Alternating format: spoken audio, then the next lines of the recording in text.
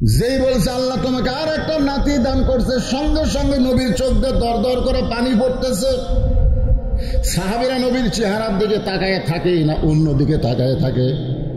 কথা কন না কেন?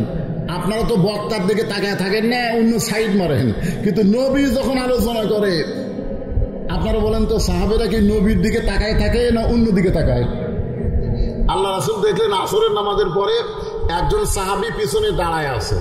রাসূল বললেন, এজলিস ইয়া সাহাবী, বসো। তুমি দাঁড়াইছো কেন? সবাই বসে আছে, তুমি দাঁড়াইছো কেন? ওই সাহাবী বলতেছি, ইয়া রাসূলুল্লাহ, আমি হলাম একজন রাখাল। হযরত বেলাল যখন নামাজের আযান দিল, ওই আযান শোনার সঙ্গে সঙ্গে উট দুম্বা চড়ানো বাদ দিয়ে আপনার পিছনে নামাজ পড়ার জন্য দৌড় শুরু করলাম। এত দূরে আমি ছিলাম যে দূরে থেকে আস্তে আস্তে দেখে মসজিদ ভরে গেছে, মসজিদের বারান্দাও পর্যন্ত ভরে গেছে। একেবারে শেষ কাতারে দাঁড়ায়া আপনার পিছনে আমি নামাজ আদায় করলাম। হুজুর, আপনার পিছনে নামাজ আদায় করে আপনি যখন আসরের নামাজের পরে কিছু বয়ান করতেছেন, নবী 2 ওয়াক্ত নামাজের পরে কিছু কথা বলে, একটা হলো ফজর, একটা হলো আসর। তো আপনি যখন আসরের নামাজের পরে কিছু কথা বলতেছিলেন, ওই সময় আপনার কথা আমি দূর থেকে শুনবার পাই। সুবহানাল্লাহ বলেন। নবীর কিন্তু মাইন্ড লাগে নাই। লক্ষাধিক সাহাবীর সামনে আল্লাহ নবী বিদায় হজের খুতবা দিয়েছেন। প্রত্যেকটা সাহাবী যে কাছে ছিল সে বলে আমি যেমন শুনেছি, যে সবার শেষে ছিল সে বলে আমিও তেমন শুনেছি। জোরে কান সুবহানাল্লাহ। বলতেছি, ইয়া রাসূলুল্লাহ, পিছন দিকে বসে আপনার কথা সব শোনা যায়, কিন্তু আপনার পবিত্র চেহারা দেখা যায় না। আপনার পবিত্র চেহারা না দেখলে আমার কলিজার মধ্যে কোনো শান্তি নেই। হুজুর, এই কারণেই আমি একজন রাখাল, আমি পিছনে দাঁড়ায়া দাঁড়ায়া আপনার পবিত্র চেহারা দেখতেছি আর আপনার জবানে কথা শুনতেছি। সঙ্গে সঙ্গে আল্লাহ নবী বললেন, সাহাবীরা রাস্তা ফাঁক করে দাও। রাস্তা কি করে দাও? তোমরা একটু নড়ে সরে রাস্তা ফাঁক করে দাও। প্রত্যেকটা সাহাবী নড়ে সরে রাস্তা ফাঁক করে দিলেন। সাহাবীরা মনে চিন্তা করতেছে, হয়তো নবী বলবেন, এই রাখালেই অত দূর থেকে আমাকে কি দেখবা, আমার কাছে আসো, কাছে এসে আমাকে ভালো করে দেখো। এই জন্যই হয়তো নবী বলতেছেন তোমরা মাঝখানে রাস্তা করে দাও। কিন্তু উল্টা হয়ে গেল। নবী উঠে দাঁড়ালেন। দাঁড়ায় ওই মাঝখান দিয়ে ওই রাখাল সাহাবীর কাছে আল্লাহ নবী যাচ্ছেন। সুবহানাল্লাহ বলেন। বিশ্ব নেতা রাখালকে তার কাছে ডাকে নেই, বরং তিনি রাখালের কাছে যাচ্ছেন। যেই যাচ্ছেন সঙ্গে সঙ্গে ওমর ফারুক নবীর জুব্বা টেনে ধরে বলতেছি, ইয়া রাসূলুল্লাহ, এইটা আপনি কি করতেছেন? আপনার জুতার পরশে আল্লাহর আরশ ধন্য হয়ে গেছে, আর আপনি রাখালের কাছে যাবেন কেন? আপনি বলেন রাখাল আপনার কাছে আসুক। আল্লাহ রাসূল বলেন, ওমর সাবধান হয়ে কথা বলো। দেখেন ওমরকে আল্লাহ নবী কি দিলেন? ধমক দিয়ে বলেন, সাবধান হয়ে কথা বলো। তোমার 2 চোখ দিয়ে তুমি শুধু রাখালকে দেখতেছো। ইয়ানজুরু বিনূরিল্লাহ, একটাবার নূরের চোখ দিয়ে নজর করে দেখো। আমি নবী নূরের চোখে নজর করে দেখি, আর কলিজার মধ্যে এত বেশি মহব্বত, ওই মহব্বতের পাওয়ারে আমি নবী আর ভিতরে থাকতে পারতেছি না। আমি ভিতর থেকে বাহিরে গিয়ে ওকে বুকের মধ্যে জড়ায় নিবার চাই। চাঁদাবাজি করতেছে। এখন ওই চামচাক যাই যে ধরা হয়, তুই হঠাৎ এরকম চাঁদাবাজি শুরু করলি কেন? তখন বলে আমার নেতা আছে, বেশি কথা বললে নেতাকে মোবাইল করব, নেতা যে কোনো বিপদে পড়ি আমাকে নিয়ে যাবে। অর্থাৎ নেতা তাকে বলেছে, তুই যে বিপদে পড়িস আমাকে স্মরণ করলে আমি তোকে সেখান থেকে উদ্ধার করে নিয়ে যাব। দুনিয়ার একটা নেতা চামচাকে উদ্ধার করার কি দিছে? একটা অধিকার দিয়েছে। কিন্তু আমরা ভাগ্যগুণে এমন একটা নেতা পেয়েছি যে হাসরের ময়দানে আল্লাহর সামনেও যদি আমরা আটকে যাই, আমাদের বিশ্ব নবী, বিশ্ব নেতা আমাদেরকে সুপারিশ করে জান্নাতে পৌঁছায় দিবে। এজন্যে আমরা তুইয়া মুইয়া পানসা নেতাকে না ধরে আসল নেতাকে আমরা গ্রহণ করব। যেরকম ঠিক কিনা? আল্লাহ কোরআনে বলেছেন, লাকাদ কানা লাকুম ফি রাসূলিল্লাহি উসওয়াতুন হাসানা। যদি সফলতা অর্জন করতে চাও তাহলে বিশ্ব নবীকে তোমাদের আদর্শ হিসাবে গ্রহণ করে নাও।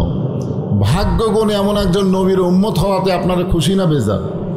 তাহলে জবান খুলে বলি আলহামদুলিল্লাহ। আল্লাহর প্রশংসা করার কারণ হলো এই যে কঠিন গরমের ভিতরে আমাকে ফ্যানের বাতাস দিছে, তারপরেও আমি ঘামতেছি, আর আপনাকে ফ্যান ফোন কিছু নেই, দুই একজন হাত পাকা নিয়ে এসে হাঁকাচ্ছেন। এই যে কঠিন গরমের ভিতরে আপনারা এখানে বসেছেন, বসার কারণ হলো আল্লাহর কোরআন থেকে আপনারা কিছু আলোচনা শুনবেন, ঠিক কিনা বলেন? শুনবেন। এখানে আল্লাহ বলেছেন খালি শুনলে হবে না, তো সামিনা ও তাআনা, শুনতে হবে, সেইটাকে গ্রহণ করার জন্যে নির্ভেজাল একটা কিতাব আল্লাহ আমাদেরকে দিলেন। জালিকাল কিতাব লা রাইবা ফীহি হুদাল লিল মুত্তাকিন, এমন একটা কিতাব যেই কিতাবের মধ্যে কোনো সন্দেহ নাই। পাইকারি হারে সেই কোরআন সবাইকে হেদায়েত দিবে না। আল্লাহর কোরআন হেদায়েত দিবে শুধুমাত্র যারা মুত্তাকি বান্দা। জোরে কোন ঠিক কিনা? আমি এক মাহফিলে বলেছিলাম সব দেখা হলো শেষ, আগামীতে আমরা দেখব আল্লাহর কোরআনের বাংলাদেশ। যেই বলছি বুঝলেন, এক সাইড থেকে কয়েকজন লোক সেই খেপে উঠছে, হুজুর আপনি কি কভার চাচ্ছেন? আমি বললাম ভাইজান, আপনি তো যখনই খেপে গেছেন তখন আপনি মনে মনে ধারণা করেন আপনি আবু জেহেলের লোক। কারণ আবু জেহেল কোরআন শুনেছে কিন্তু বাস্তবে আল্লাহর কোরআনকে গ্রহণ করেনি। জোরে কোন কথা ঠিক কিনা? আর যারা খেপলো না তারা সবাই আবু বক্করের দলের লোক। আবু বক্করের দলের লোক খেপবে না, কারণ আমরা সব দেখলাম, এখনো পর্যন্ত বাংলার জমিনে আল্লাহর কোরআনকে আমরা দেখতে পেলাম না। জোরে কোন ঠিক কিনা? আমরা শুনলাম ঠিকই, কিন্তু আমরা দেখতে পারলাম না। এই কিতাবকে লক্ষ্য করে আল্লাহ বলেছেন হুদাল লিল মুত্তাকিন, সবাইকে পাইকারি হারে এই কোরআন হেদায়েত দিবে না, কেবলমাত্র যারা মুত্তাকি বান্দা হবে তাদেরকেই আল্লাহর কোরআন হেদায়েত দিবে।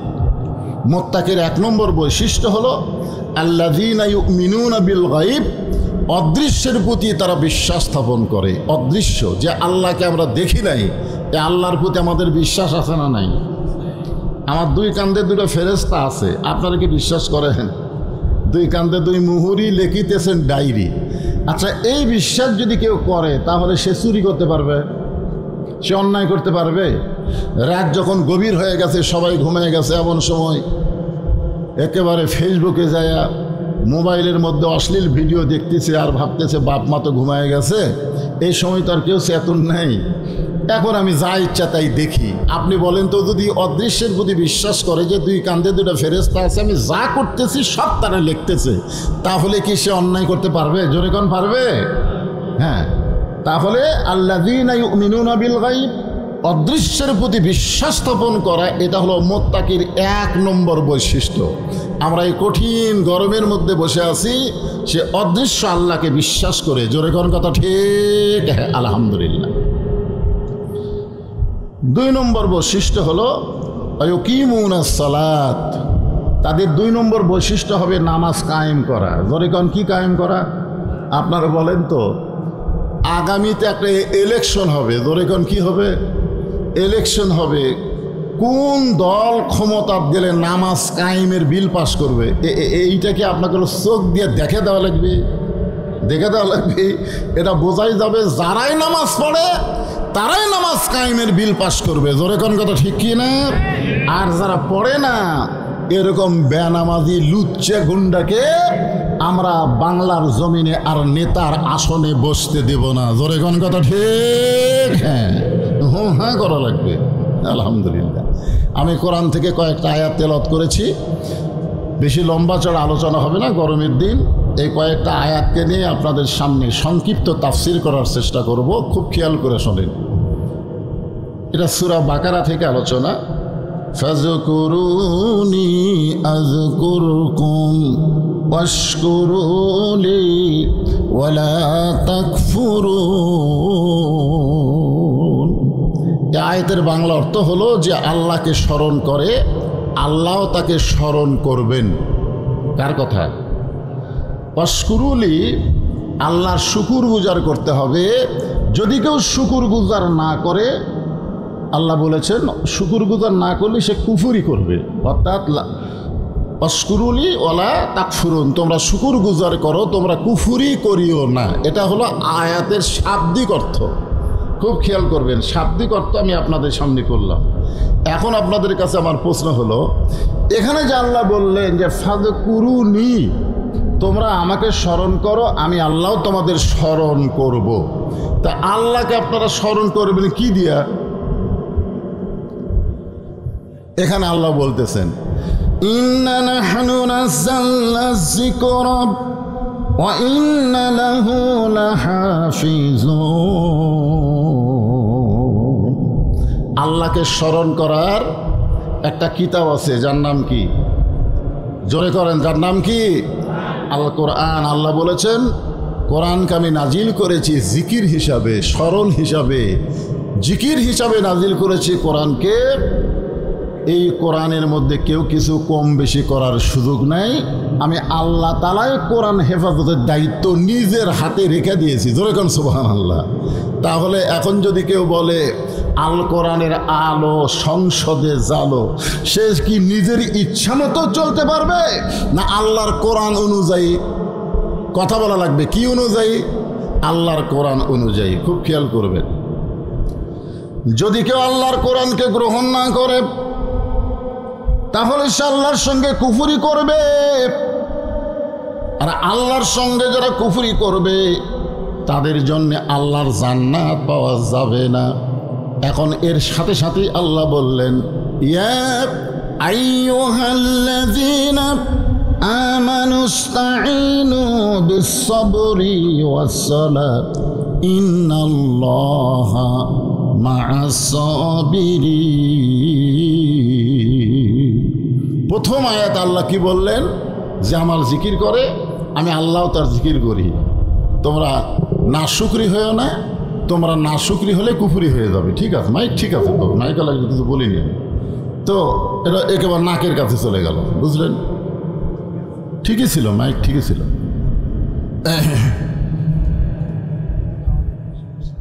হ্যাঁ, বাহিরের দরকার নাই, ভিতরের লোকেরা শুনলে হবে। হ্যাঁ, বাহিরের কোনো দাম আছে? আপনার বলেন, ফ্যানের বাতাসের বাহিরে থাকবেন না বাতাসের মধ্যে থাকবেন? মশারির বাহিরে থাকবেন না মশারির ভিতরে থাকবেন? শীতের দিনে ল্যাপের মধ্যে থাকবেন না ল্যাপের বাহিরে থাকবেন? কথা কয় না। ভিতরে, সব জায়গায় ভিতরে। আল্লাহ বলেছেন উদখুলু ফিস-সিলমি কাফা, পুরোপুরি ভিতরেই থাকা লাগবে। ওই বাইরে সাউন্ডের কোনো দরকার নাই। খালি আমার মা বোনেরা যেখানে বসে আছেন, মা বোনদের জন্য কিছু ওয়াজ করা লাগবে, তো এই জন্য ওদের দিকে একটা সাউন্ড যেন ঠিক মতো যায়। কারণ মায়েরা ভালো তো সব ভালো, মা খারাপ তো সব খারাপ। যেরকম ঠিক কিনা? হ্যাঁ হ্যাঁ, একটু মনোযোগ দিয়ে শোনেন। এখানে আল্লাহ বলতেছেন যারা আমাকে বিশ্বাস স্থাপন করেছো, আস্তাইনু বিস-সাবরি ওয়াস-সালাত, যদি আমার কাছে কিছু পাবার চাও, খুব খেয়াল করবেন, যদি আমি আল্লাহর কাছে কিছু পাবার চাই তাহলে দুইটা জিনিসের মাধ্যমে চাওয়া লাগবে। কয়টা? একটা কি? একটা হলো ধৈর্য, আর একটা হলো নামাজ। একটা হলো ধৈর্য, আর একটা কি? কেউ যদি নামাজ বাদ দা বলে আমার দয়াল বাবার দরবারেতে কেউ ফিরে না খালি হাতে, আপনারা বলেন তো এটা কি ইমানি না কুফরি? কি? কারণ চাইতে হবে কার কাছে? কিসের মাধ্যমে? ধৈর্য আর নামাজ। ধৈর্যের কথা আল্লাহ আগে বললেন, দেখেন বিস-সাবরি ওয়াস-সালাত। পৃথিবীতে যত ইবাদত আছে সব ইবাদতের মধ্যে নামাজের মধ্যে যখন আমরা ঢুকি তখন দেখবেন আমাদের ধৈর্য কম। ঠিক কেনা বলেন? নামাজের মধ্যে আপনারা যখন ঢোকেন খুব কি ধীরে ধীরে নামাজ পড়েন না তাড়াতাড়ি পড়েন? মসজিদের মধ্যে ঢুকলে ঘড়ি বেশি দেখেন না কম দেখেন? বেশি দেখেন না। কি জন্যে? আপনি যখন মসজিদের মধ্যে ঢুকলেন তখন একটা দোয়া পড়ছেন, আপনার মনে আছে? আপনি ডান পায়ে দিয়ে যে একটা দোয়া পড়ছেন, সেই দোয়াটাকে আপনারা বাংলা অর্থ জানেন? এই নামাজি ব্যক্তিরা, যারা নামাজ পড়ে না তারা তো বুঝতে পারতেছে না। যারা আপনারা মসজিদের মধ্যে ঢোকেন, জুমার দিনও তো ঢোকেন, 5 ওয়াক্ত নয় না ঢোকেন, জুমার দিনে ঢোকেন না, তো ঢোকার সময় যে একটা দোয়া পড়েন, সে দোয়াটা কি? এটা কোন পা দেয়া?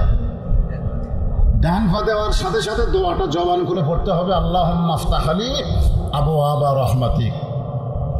আপনি বিশ্বাস করেন মা সাবাকা মিন হাসানাতিন ফামিনাল্লাহ, আপনি যত বড়ই পাপী হন না কেন মসজিদের মধ্যে যখনই ঢুকবেন তখন আপনি বিশ্বাস করবেন আমি যত বড়ই পাপী হই আল্লাহ আমার ওপর খুশি আছে। সুবহানাল্লাহ না কেন? কারণ মসজিদ কার ঘর? তাহলে আল্লাহর ঘরে কি আপনি ঢুকছেন না আল্লাহ ঢুকাইছেন?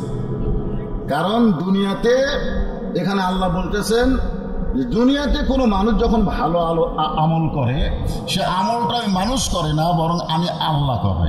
তাহলে বলেন তো যত আমল আছে সবচেয়ে ভালো আমলের নাম কি? নামাজ। জোরে বলেন নাম কি? আপনি যদি যাকাত না দেন আপনাকে বেঈমান বলার সাহস কারো নেই। আপনি যদি রোজা না করেন আপনাকে কাফের বলার সুযোগ নাই। কিন্তু আপনি যদি নামাজ না পড়েন, হ্যাঁ, নামাজ না পড়লে 4টা হাদিস আমি বলি, এখানে আলেম ওলামারা আছে, আপনারা শুনেন। 1 নম্বর হাদিস হচ্ছে লা সালাতা লা ঈমানা, যার নামাজ নাই তার ঈমানই নাই। তাহলে যার ঈমান নাই ওই মুসলমান? যেরকম যার ঈমান নাই ওই মুসলমান? ঈমান না থাকলে কি? বেঈমান। যেরকম ঈমান না থাকলে কি?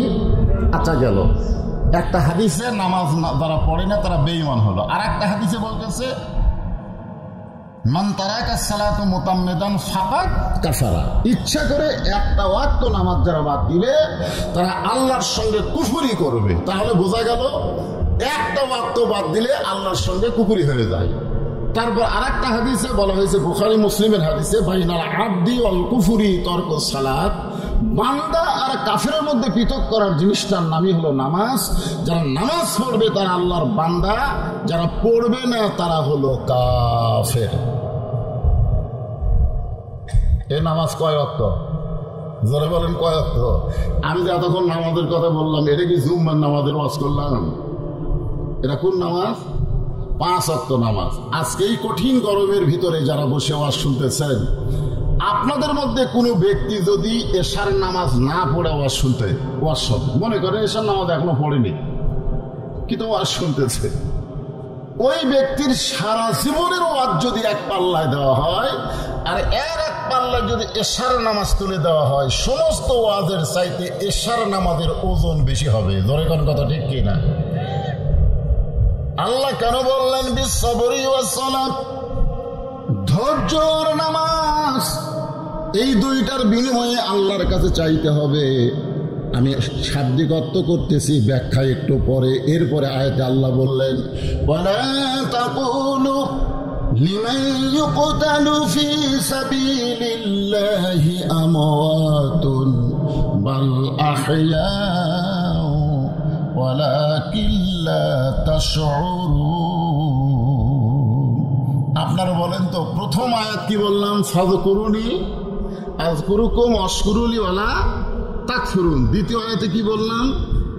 ইয়া আইয়ুহাল্লাযীনা আমানু ইসতাঈনু বিস-সাবরি ওয়াস-সালাহ ইন্নাল্লাহা মা'আস-সাবিরিন। দেখেন তো আয়াতে আয়াতে মিল আছে কিনা? এরপরে আল্লাহ বলতেছেন ওয়ালা তাকুলু লিমান ইউকতালু ফি সাবিলিল্লাহি আমওয়াতুন বাল আহইয়াউ ওয়ালাকিন লা তাশউরুন। আমি যখন এই কোরআনের আয়াতে তাফসীর করি তখন দেখি কি রে, এক আয়াতের সাথে আর এক আয়াতের গল্পের তো মিল নেই। তো আল্লাহ মিল ছাড়া একই সূরার মধ্যে কিভাবে আমাদের শিক্ষা দিচ্ছে? এই শিক্ষাটা আজকে আমাদের এখান থেকে নিয়ে যাওয়া লাগবে। রাজি আছেন? আল্লাহ এখানে এই আয়াতের অর্থ হলো আল্লাহ রাস্তায় যাদেরকে হত্যা করা হয় তোমরা তাদেরকে মৃত্যু বলো না, আমি আল্লাহ বলতেছি তারা জীবিত। একটা উদাহরণ দেই, লোকটার নাম হলো মীর কাসেম আলী। নাম কি? মীর কাসেম আলী লোকটার নাম। উকিল এসে বলতেছে যে স্যার আজকে রাত 12টায় আপনার ফাঁসি হবে, আজকে রাত 12টায় আপনার ফাঁসি হবে। তো মীর কাসেম আলী এই ফাঁসির কথা শুনে বলতেছে আলহামদুলিল্লাহ।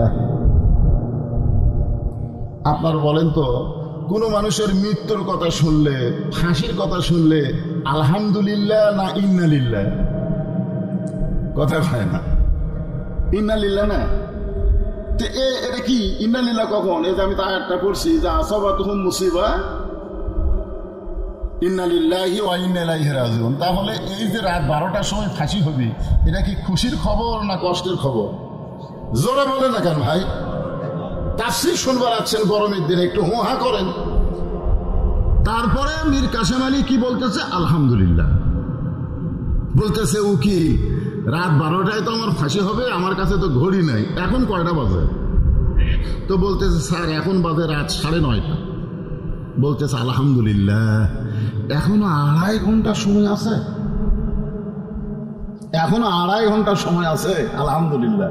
তো 2.5 ঘন্টা খামাখা বসে থাকা লাভ কি? আমি 2 ঘন্টা ঘুম পাড়ি। কয় ঘন্টা? 2 ঘন্টা ঘুম পাড়ি। যদি ঘুমোর থেকে চেতন না পাই, তাহলে উকিল তুমি আসে কিন্তু আমাকে ডাক দিবা, কারণ 12টার সময় ফাঁসি হবে, অন্তত 8 ঘন্টা আগে আমাকে ঘুম থেকে ডাক দিবা। উকিল চোখের পানি বের করে কান্দার মারি, মানুষ না পাগল। যার রাত 12টার সময় ফাঁসি হবে সেই লোকটা বলতেছে অযথা বসে থাকা লাভ কি, 2 ঘন্টা ঘুম পাড়ি। উকিল মনে করতেছে ফাঁসির চিন্তায় লোকটা পাগল হয়ে গেছে। রাগ করে উকিল বের হয়ে গেছে। উকিলের নাম হলো তাজুল ইসলাম। উকিল রাগ করে বের হয়ে গেছে। যখনই রাত 11:30 বাজছে তখন চলে আইছে, দেখি তো কি করতেছে পাগলা। আইসা দেখে মীর কাসেম আলী নাক ডাকে ঘুম পাড়তিছে। হায় হায় রে, আর 8 ঘন্টা পর তার ফাঁসি হবি, তাই এইভাবে ঘুম পাড়তিছে। মায়ের ঝাঁকি মারছে, ঘুম থেকে চেতন পাইছে। চেতন পাওয়ার পরে মীর কাসেম আলী বলতেছে, উকিল ভাই রাত কি 12টা বেজে গেছে নাকি? বলে না স্যার, এখনো 8 ঘন্টা দেরি আছে। কয় আলহামদুলিল্লাহ, এখন পর্যন্ত ইন্না লিল্লাহ হয়নি, এখন পর্যন্ত কি আলহামদুলিল্লাহ, আরো 8 ঘন্টা দেরি আছে, আলহামদুলিল্লাহ। ওযু করে এসে 2 রাকাত সালাতুশ শুকুর, সালাতুশ শুকুর সুবহানাল্লাহ বলে। রাত 12টায় ফাঁসি হবে, সালাতুশ শুকুর, শুকুর ওয়াশকুরুলি ওয়ালা তাকফুরুন, তোমরা শুকুর গুজারে হও, তোমরা কুফরি করিও না। যার রাত 12টায় ফাঁসি হবে আর 8 ঘন্টা পর সালাতুশ শুকুর 2 রাকাত নামাজ পড়ে পবিত্র কোরআন থেকে সূরা মুলক আর সূরা মুজাম্মিল, এই কোরআনের মধ্যে একটা সূরা আছে, নাম কি? মুলক। জোরে বলেন নাম কি? তাবারাকাল্লাযী বিয়াদিহিল মুলকু ওয়া হুয়া আলা কুল্লি শাইইন কাদির আল্লাযী খালাকাল মাউতা ওয়াল হায়াতা লিয়াবলুয়াকুম আইয়ুকুম আহসানু আমালান ওয়া হুয়াল আজিজুল গফুর। আল্লাহ বলতেছেন, তোমাদের মৃত্যু আর হায়াতকে আমি আল্লাহ সৃষ্টি করেছি পরীক্ষা করার জন্য, আর পরীক্ষার বিষয়টা হলো সুন্দর আমল। জোরে বলেন কি আমল? এই সুন্দর আমল কি? আজকে বাড়িতে ফ্যানের তলে ঘুম পাড়া, না গরমের মধ্যে আল্লাহর কোরআনের মাহফিলে বসা? কোনটা সুন্দর আমল? কথা বলেন। ফ্যানের তলে যে ঘুম পাড়া, না এই গরমের মধ্যে কোরআনের মাহফিলে বসা? সুন্দর আমল কোনটা? আল্লাহ বলতেছেন সুন্দর আমলের পরীক্ষা করা হবে। আজকে কঠিন গরমকে অপেক্ষা করে, ফ্যানের বাতাসকে অপেক্ষা করে, শরীর ঘনমুক্ত করে কোরআনের মাহফিলে যারা বসেছ, তোমাদের এই আমলটাকে আমি সুন্দর আমল গ্রহণ করে পরীক্ষায় তোমাদেরকে গোল্ডেন A+ দিয়ে দিলাম। জোরে কোন সুবহানাল্লাহ। আল্লাহ পারে কি পারে না? আল্লাহ কি মনে করতেছেন নামাজ দিয়া, রোজা দিয়া, হজ দিয়া, যাকাত দিয়া জান্নাত জামরে? এরকম সাহস কারো আছে? আল্লাহ বলেছেন ওয়াবতাগু ইলাইহি ওয়াসিলা, তোমার ওসিলা অন্বেষণ করো, যে কোনো একটা ওসিলাই আমি আল্লাহ তোমাদেরকে জান্নাত দিয়ে দেব। জোরে কান সুবহানাল্লাহ। হতে পারে আজকের এই মাহফিল আমাদের জান্নাত পাওয়ার ওসিলা। জোরে কান ঠিক কি না? কোরআন থেকে সূরা মুলক আর মুজাম্মিল তেলাওয়াত করে মীর কাসেম আলী কন্ডম সেলের মধ্যে যে কয়টা কাপড় ছিল তার মধ্যে সবচাইতে ভালো কাপড় যেটা, সেটা গায়ে দিয়া মাথার চুল হাসরায় বলতেছে, মাইকে সাউন্ড হঠাৎ এরকম হয়ে গেল, চুল হাসরায় বলতেছে, ভাই উকিল আমাকে কেমন লাগতেছে? পাঞ্জাবি গাওয়ার দিয়া চিরুনো দিয়া চুল হাসরায় বলতেছে ভাইজান আমার কেমন লাগতেছে। উকিল কান দেয়ার বলে স্যার আপনি কি শ্বশুর বাড়ি যাবেন? আপনার চাল চলন দেখে তো আমার মাথা ঠিক নেই। 2.5 ঘন্টার মধ্যে আপনি 2 ঘন্টা ঘুম পারলেন, 8 ঘন্টার সময় আছে আপনি নামাজ পড়লেন, কোরআন তেলাওয়াত করলেন, ঠিক আছে আলহামদুলিল্লাহ। কিন্তু এরপরে সুন্দর পাঞ্জাবি গাউন দিয়ে মাথার চুল হাসড়ায় আপনি বলতেছেন আমার কেমন লাগতেছে, আপনি কি শ্বশুর বাড়ি যাবেন? সঙ্গে সঙ্গে মীর কাসিম আলী মুজতাহিদ বলে উকিল ফাঁসি হবে আমার, আর তুমি কেন কাঁদতেছ? ফাঁসি হবে আমার আর তুমি কেন কাঁদতেছ? আল্লাহর কোরআনকে যারা বিশ্বাস করে তারা অবশ্যই জানে অন্যায়ভাবে যাদেরকে হত্যা করা হয়, অন্যায়ভাবে যাদেরকে ফাঁসি দেওয়া হয়, তারা মৃত্যুবরণ করে না, বরং তারা হাসতে হাসতে আল্লাহর জান্নাতে চলে যায়। লিল্লাহে তাকবীর। আপনারা বলেন তো আবু সাইদ কি মরিছে? আজকে অনেকে এই 5ই আগস্টের কথা ভুলে যাচ্ছে, জুলাইয়ের আন্দোলনের কথা ভুলে যাচ্ছে। যে বিএনপি যত বড়ই দল হোক, তাদের নেত্রীকে ঘরের দরজার সামনে বালুর ট্রাক দিয়ে রাখছিল, জোরে কোন কথা ঠিক কিনা, 7টা বালুর ট্রাক দিয়ে রাখছে। সেই বালুর ট্রাক লড়ানোর মতন কোন কর্মী পাওয়া যায়নি। আর এখন একজন দুদু কয় মুতে ভেসা দেবো, মুতে বলে ভেসা দিবে। আশ্চর্য কথা, তোমাদের কত বড় ক্ষমতা। তাই তো মাঝে মধ্যে আমি মনে মনে করি হাসি না থাকাই ভালো আছে, হাসি না থাকি ভালো। এরকম সাইজ করার মতন একটাই মাত্র, এই জন্যে রব্বানা আতিনা ফিদ দুনিয়া হাসিনা। আমাকে বাংলাদেশের দুনিয়ার জন্য হাসিনাই ভালো, আর অফের আখিরাতে হাসানা, আখিরাতে যায় হাসানা। কি জামাত ইসলামের মতন আজকে যারা প্রকাশ্যে মিটিং মিছিল করতেছে, তারা অনলাইনে ঘরের মধ্যে অনলাইন থেকে কথা বলেছে। 5 জন টুপিওয়ালা একত্র হবার পারেনি, জোরে কোন কথা, কথা কন না কেন, একত্র পারছে। এই সুযোগটা যারা করে দিল তাদেরকে আপনারা ভুলে যান কেমনে? এই সুযোগ যিনি সর্বপ্রথম করে দিয়েছে তার নাম হলো আবু সাইদ। জোরে বলেন কথা ঠিক কিনা? আবু সাইদ। ওয়ালা তাকুলু লিমা ইউকতালু ফি সাবিলিল্লাহি আমওয়াতুন বাল আহইয়া, বাল আহইয়া ওয়ালাকিন লা তাশউরুন। তোমাদের সাধারণ মাথা এটা বুঝবে না। আপনারা বলেন তো আবু সাইদকে যখন প্রথম গুলি করলো, আবু সাইদ কি ও মারে বাবারে কয়ে চিল্লে উঠছে? চিল্লে উঠছে? আমি মরবার সাইডে মারতেছি দৌড়, প্রথম গুলি খায়। ওর যদি জীবনের উপর মায়া থাকতো ও তো দৌড় মারতো, ও তো দৌড় মারেনি, বরং আবার গুলির দিকে এক ধাপ আগে আসছে। জোরে কোন কথা ঠিক কিনা? দ্বিতীয় গুলি করছে, এরপর আবু সাইদ দৌড় দেয়নি, ও মারে বাবারে আমি বাঁচতে চাই এই কথাও বলে নাই। তৃতীয় গুলি যখন করলো, বুকের এই পার্টটা পিঠ যে গুলি বের হয়ে গেল, তারপরে কয়েকজন যুবক এসে আবু সাইদকে ধরলো। সঙ্গে সঙ্গে আবু সাইদ মাটিতে টলে পড়লো। আল্লাহ রাসূল 1400 বছর আগে বলেছেন, কোন শহীদ যখন দুনিয়া থেকে বিদায় নেয় তার মৃত্যুর কোনো যন্ত্রণা হয় না। চিনি খাওয়া পিঁপড়া যদি একটা কামড় দেয়, চিনি খাওয়া পিঁপড়া, বহু পিঁপড়া আছে, পিঁপড়া বোঝেন না, যে পিঁপড়া চিনি খায়, এই পিঁপড়া 10টা যদি আপনার এই জায়গায় কামড় দেয়, আপনি কি এরকম চুলকাইতে পারেন? 10টা কামড় দিলে চুলকানির মতো মনে হয়।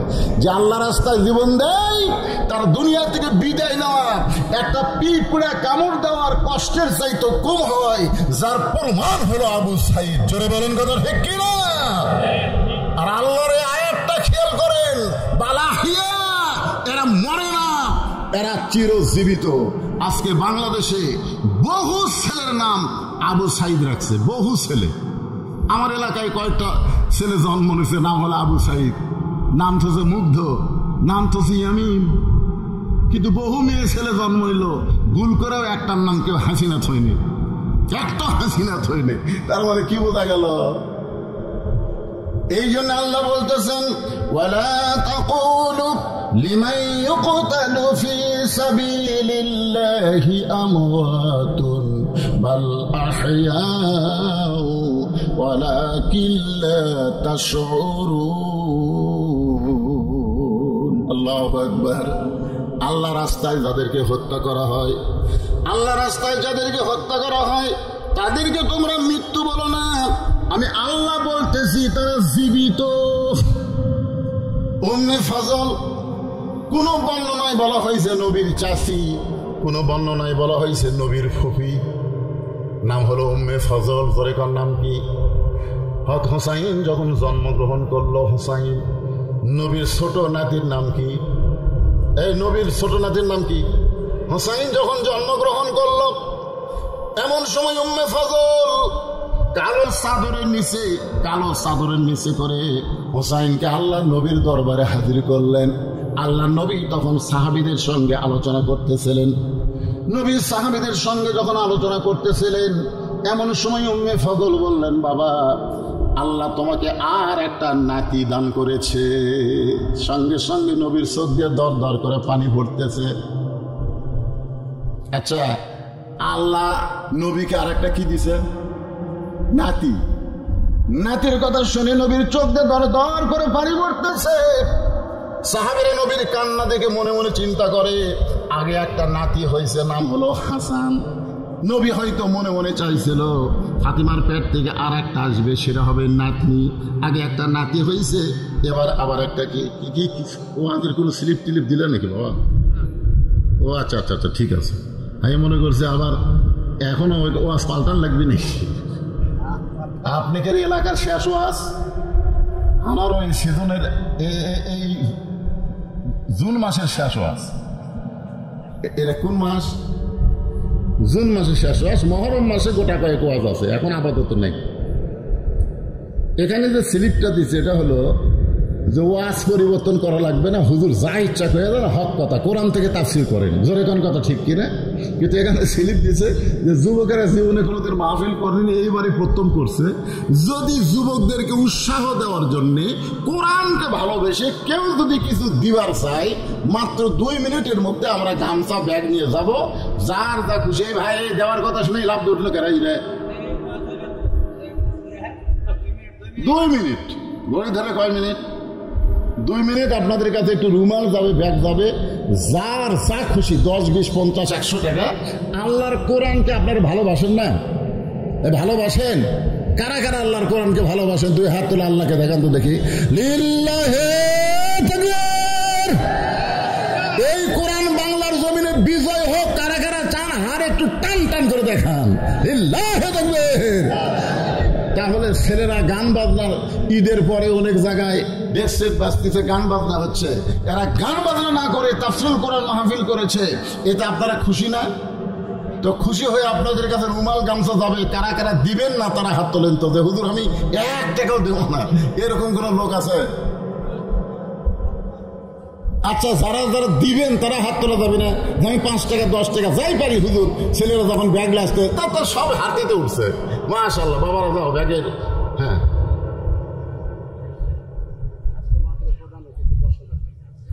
লিল্লাহি তাকবীর। আজকের মাহফিলের সম্মানিত প্রধান অতিথি আসতে পারে নাই, কিন্তু উনি নগদে 10,000 টাকা দান করেছে। আল্লাহ ওনার দানকে কবুল করুক। জোরে কোন আমিন। আরো তো অনেক অতিথি আছে, সম্মানিত অতিথি।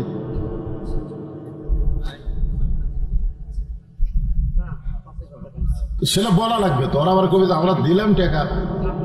তো বলছে ঠিক আছে। আচ্ছা, হ্যাঁ, আপনারা একটু জিকির করেন ভাই। জিকির ওটা বসার দরকার নাই, জিকির করে আমি খুব লম্বা ওয়াজ করবো না, এদের কয়টা আয়াতের একটু তাফসীর করে আপনাদের কাছে বিদায় নেব। একটু জিকির করেন। লা ইলাহা ইল্লাল্লাহ। সভাপতি সাহেব 2000 টাকা দান করেছে। রেজাল হক, আল্লাহ তার দানকে কবুল করুক। আল্লাহুম্মা আমিন।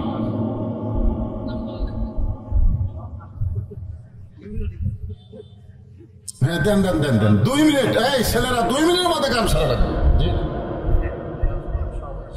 মাশাআল্লাহ, সভাপতি সাহেব দান করেছে, আল্লাহ তার দানকে কবুল করেন। 1000-এর বেশি আছে, একটাই তো 1000। আচ্ছা আচ্ছা, ঠিক আছে, আলহামদুলিল্লাহ। মা বোনদের মধ্যে আদায়ের জন্য মেয়েরা আছে নাকি? আচ্ছা, মা বোনেরা আপনারাও একটু আল্লাহর রাস্তায় কোরআনকে ভালোবেসে দান করবেন। মা, এই যে আপনাদের ওয়াজ শুরু হয়ে গেছে, আলহামদুলিল্লাহ। তাহলে নবীর চাচি অথবা ফুফি, মানে কোন কিতাবে লেখছে চাচি, কোন কিতাবে লেখছে ফুফি, যাই হোক ফুফিটাই অগ্রাধিকার পাইছে। নাম হলো উম্মে ফজল। তার নাম কি? উম্মে ফজল। কালো চাদরের নিচে হোসাইনকে নিয়ে যে নবীর দরবারে গেছে। নবী তখন সাহাবেদের সামনে ওয়াজ করতেছিল। ঠিক ওই সময় গিয়ে বলতেছে, বাবা আল্লাহ তোমাকে আর একটা নাতি দান করছে। যেই বলছে আল্লাহ তোমাকে আর একটা নাতি দান করছে, সঙ্গে সঙ্গে নবীর চোখ দিয়ে দর দর করে পানি পড়তেছে। সাহাবীরা নবীর চেহারার দিকে তাকায় থাকেই না অন্যদিকে তাকায় থাকে। কথা কন না কেন? আপনারা তো বক্তার দিকে তাকায় থাকেন না, অন্য সাইড মারেন, কিন্তু নবী যখন আলোচনা করে আপনারা বলেন তো সাহাবীরা কি নবীর দিকে তাকায় থাকে না অন্যদিকে তাকায়? আল্লাহ রাসূল দেখলেন আসরের নামাজের পরে একজন সাহাবী পিছনে দাঁড়ায় আছে। রাসূল বললেন, এজলেস ইয়া সাহাবী, বসো। তুমি দাঁড়াইছো কেন? সবাই বসে আছে, তুমি দাঁড়াইছো কেন?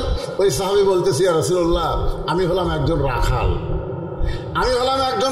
হযরত বেলাল যখন নামাজের আযান দিল, ওই আযান শোনার সঙ্গে সঙ্গে উট দুম্বা চড়ানো বাদ দিয়ে আপনার পিছনে নামাজ পড়ার জন্য দৌড় শুরু করলাম।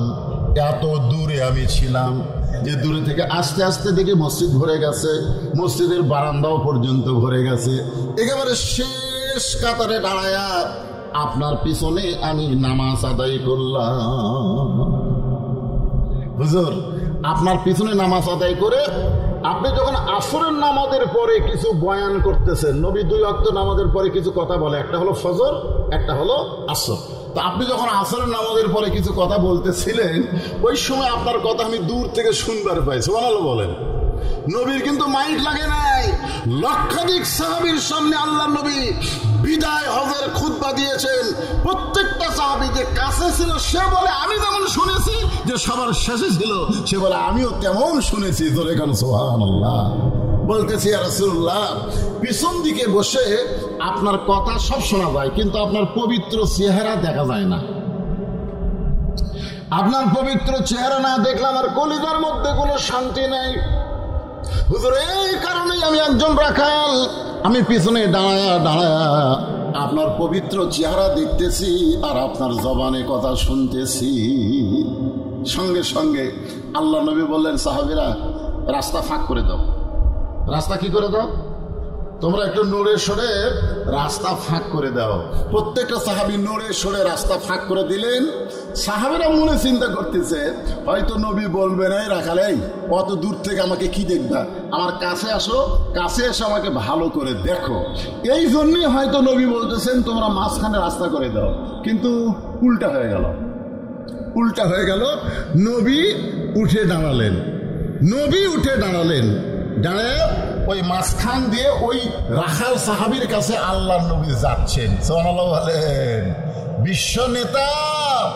বিশ্ব নেতা রাখালকে তার কাছে ডাকে নাই, বরং তিনি রাখালের কাছে যাচ্ছেন। যেই যাচ্ছেন সঙ্গে সঙ্গে ওমর ফারুক নবীর জুব্বা টেনে ধরে বলতেছি, ইয়া রাসূলুল্লাহ, এইটা আপনি কি করতেছেন? আপনার জুতার পরশে আল্লাহর আরশ ধন্য হয়ে গেছে, আর আপনি রাখালের কাছে যাবেন কেন? আপনি বলেন রাখাল আপনার কাছে আসুক। আল্লাহ রাসূল বলেন, ওমর সাবধান হয়ে কথা বলো। দেখেন ওমরকে আল্লাহ নবী কি দিলেন? ধমক দিয়ে বলেন, সাবধান হয়ে কথা বলো। তোমার 2 চোখ দিয়ে তুমি শুধু রাখালকে দেখতেছো। ইয়ানজুরু বিনূরিল্লাহ, একটাবার নূরের চোখ দিয়ে নজর করে দেখো। আমি নবী নূরের চোখে নজর করে দেখি, আর কলিজার মধ্যে এত বেশি মহব্বত, ওই মহব্বতের পাওয়ারে আমি নবী আর ভিতরে থাকতে পারতেছি না। আমি ভিতর থেকে বাহিরে গিয়ে ওকে বুকের মধ্যে জড়ায় নিবার চাই। এই হাদিসটাকে ইমাম মালিক নকল করে বলতেছেন, পৃথিবীর যেখানেই তোমরা থাকো সেখান থেকেই নবীর প্রতি যদি মহব্বতে নবীর সুন্নাত, নবীর আদর্শ গ্রহণ করো, নবীর প্রতি বেশি বেশি দরুদের আমল করো, তুমি মক্কা মদিনায় যাবার না পারলে কি হবে? মক্কা মদিনার নবী একদিন আল্লাহ তাআলা তোমার ভাঙ্গা ঘরে পৌঁছায়া দিবে। তাহলে নবীর প্রতি মহব্বতের দরকার আছে না নাই? এই জন্যে আমরা নবীর প্রতি মহব্বত করব। নবীর মহব্বতের কিছু জিনিস আছে ভিতরে, কিছু জিনিস আছে বাহিরে। নবীকে মহব্বত করার কিছু জিনিস আছে ভিতরে, কিছু জিনিস আছে কি বাহিরে আপনার বলেন তো, ভোটের আগ দিয়ে সব দলের নেতারা মাথার টুপি দিবে না? কথা কন না কেন রে ভাই? তো ভোটের আগে সব দলের নেতারা মাথার টুপি দেয়, কিন্তু ভোট হয়ে গেলে কোন নেতাদের মাথার টুপি থাকে? ভোটের পরেও থাকে, ভোটের আগেও থাকে। তার মানে বোঝা গেল সব সময় যারা মাথায় টুপি দেয় তারা নবীর মহব্বতেই দেয়। জোরে কোন কথা ঠিক কিনা? আচ্ছা, সব সময় যারা দাড়ি রাখে, ভোটের আগে দাঁড়িয়ে, ভোটের আগে যারা দাড়ি রাখবে দেখবেন দাঁড়িয়ে এই খোঁচা খোঁচা দাঁড়িয়ে হবে, কারণ ওই যে রাখার নিয়তে থইনি তো, ওই খালি ভোটে পাস করে তারপরে কামাবি। জোরে কোন কথা ঠিক কিনা? দাঁড়িয়ে থুইয়া দিছে, যে ভোট হয়ে গেছে আর দাঁড়িয়ে আর নাই।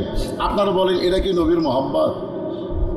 অনেকে আমাকে বলছে, হুজুর মাথায় যদি টুপি না থাকে, মুখে যদি দাড়ি না থাকে, সেই ব্যক্তিকে নবীরে মহব্বত করে না। হুজুর আপনি কি উল্টা ওয়াজ করেন? মহব্বত হলো ভিতরের জিনিস। আমি তাকে বোঝানোর জন্য বললাম, একটা বোতলের ভিতরে মধু আছে, একটা বোতলের ভিতরে মধু আছে। জোরে কোন কি আছে? কিন্তু বাহিরে লাল কালি দিয়ে একটা লেবেল দিয়েছে 20, লাল কালি দিয়ে কাগজে লেখা দিয়েছে 20, কিন্তু বোতলের মধ্যে কি আছে? মধু আছে।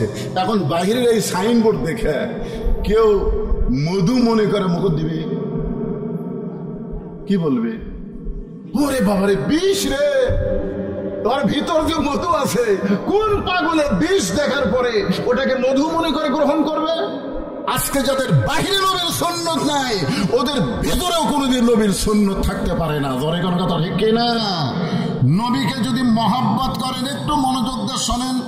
প্রত্যেকটা সাহাবী নবীর চেহারার দিকে তাকায় আছে, নবীর চোখ দিয়ে দর দর করে পানি পড়তেছে।